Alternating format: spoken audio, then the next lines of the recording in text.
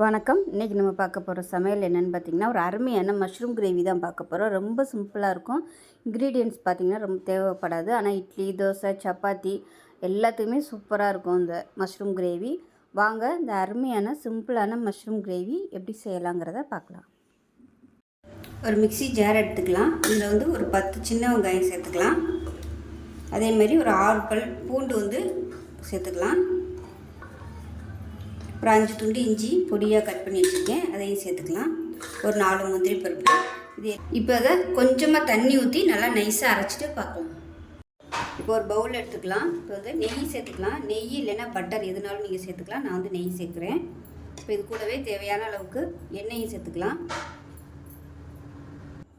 இப்போ தேவையான அளவுக்கு எண்ணெய் சேர்த்துக்கலாம்.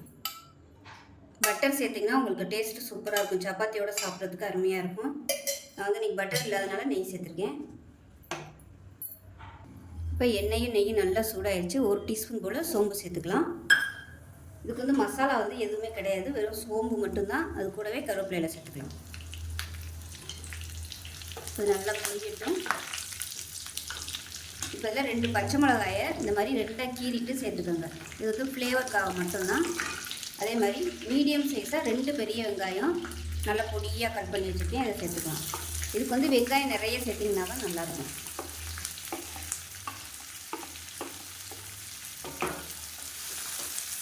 அது நல்லா வதக்கி விட்டுக்கலாம். வெங்காயம் வதங்குறதுக்கு உப்பு சேர்த்துக்கலாம்.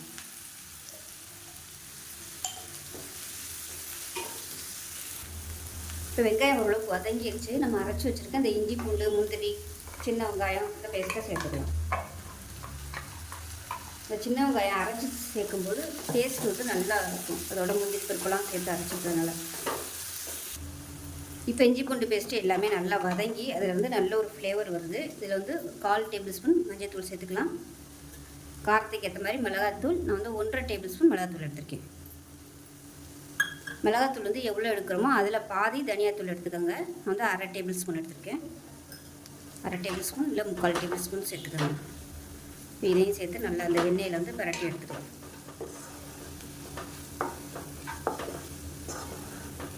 ஸோ எண்ணெய் பத்தாத மாதிரி இருந்துச்சுன்னா நீங்கள் எண்ணெய் சேர்த்துக்கலாம். இப்போ மசாலா நல்லா வதங்கிடுச்சு. மீடியம் சைஸாக ஒரு 3 தக்காளி மிக்சியில் அடித்து வச்சுருக்கேன், அதை சேர்த்துக்கலாம். இது கிரேவிக்கு நல்ல ஒரு திக்னஸ் கொடுக்கும். இது நல்லா எண்ணெய் பிரிஞ்சு வரட்டும். இப்போ பாருங்கள், தக்காளி நல்லா வதங்கி ஓரம்னா எண்ணெய் பிரிய ஆரம்பிச்சிருச்சு. இந்த ஸ்டேஜ் வரைக்கும் நல்லா வதக்கிக்குங்க, அப்போ தான் டேஸ்ட்டாக இருக்கும். இப்போ 200 கிராம் அளவுக்கு காளான் எடுத்திருக்கேன். நல்லா க்ளீனாக வாஷ் பண்ணிவிட்டு நல்லா 4ஆக கட் பண்ணி வச்சுருக்கேன், அதை சேர்த்துக்கலாம். இது ஒரு 4 பேர் சாப்பிட்லாம். தாராளமாக 4லேருந்து 5 பேர் சாப்பிடலாம். இது பார்க்க நிறையா இருக்கும். வதங்கிடுச்சுன்னா அப்படியே சுருங்கி போயிடும். அதனால் உங்களுக்கு கிரேவி எந்த அளவுக்கு வேணுமோ அதுக்கு தகுந்த மாதிரி நீங்கள் தக்காளி சேர்த்துக்கணும். நல்லா பரட்டி விட்டுக்கலாம். மஷ்ரூம்லேருந்து தண்ணி வரும், அந்த தண்ணி வர்ற வரைக்கும் நல்லா வதக்கி விட்டுக்கணும். பக்கத்துலேருந்து தண்ணி நல்லா கொதிக்க வச்சுருக்கேன். இது நல்லா வதங்கினதுக்கப்புறமா இந்த சுடு தண்ணியை நம்ம சேர்த்துக்கணும்.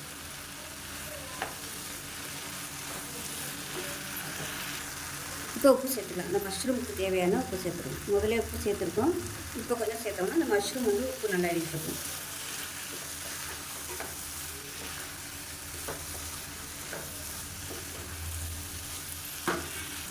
இப்போ அடுப்பு மீடியமான ஃப்ளேமில் வச்சுட்டு மூடி வச்சிடலாம். இப்போ எப்படி இருக்குன்னு பார்க்கலாம்.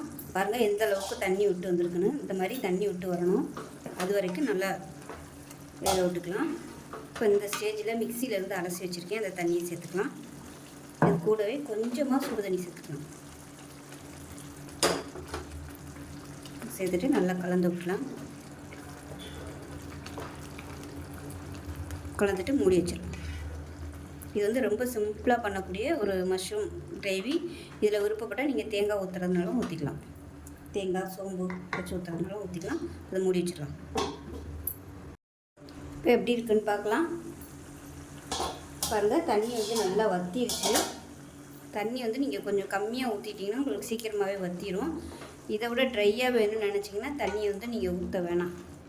இது கரெக்டாக இருக்கும். ஒரு 4 பேர் சாப்பிட்றதுக்கு இந்த அளவுக்கு கிரேவியாக இருந்தால் தான் நல்லாயிருக்கும். இப்போ லாஸ்ட்டாக கொத்தமல்லி இலை சேர்த்துக்கலாம். நம்ம தேங்காயெலாம் நம்ம எதுவுமே சேர்க்கல, அதனால் அந்த மாதிரி தான் இருக்கும். தேங்காயெலாம் சேர்த்தோம்னா நல்லா க்ரீமியாக கிடைக்கும் டெக்ஸ்சரு. இது ரொம்ப சிம்பிளாக பண்ணக்கூடிய ஒரு மஷ்ரூம் கிரேவி. டக்குன்னு பண்ணிடலாம். தண்ணி மட்டும் நீங்கள் கவனமாக ஊற்றிக்கணும். நிறையா ஊற்றிட்டிங்கன்னா அது வற்றுறதுக்கு ரொம்ப நேரம் ஆகும். அவ்வளோதான். ஸோ அவ்வளோதான், சூப்பரான மஷ்ரூம் கிரேவி ரெடி ஆயிடுச்சு. இட்லி, தோசை, சப்பாத்தி எல்லாத்துக்குமே தொட்டு சாப்பிடலாம். அருமையாக இருக்கும். செஞ்சு பாருங்கள். செஞ்சு பார்த்துட்டு எப்படி வந்துச்சுங்கிறத சொல்லுங்கள். வீடியோ பிடிச்சிச்சின்னா லைக் பண்ணுங்கள், கமெண்ட் பண்ணுங்கள், சேனலை சப்ஸ்கிரைப் பண்ணுங்கள், பக்கத்தில் உள்ள பெல் பட்டனையும் ப்ரெஸ் பண்ணுங்கள். நன்றி.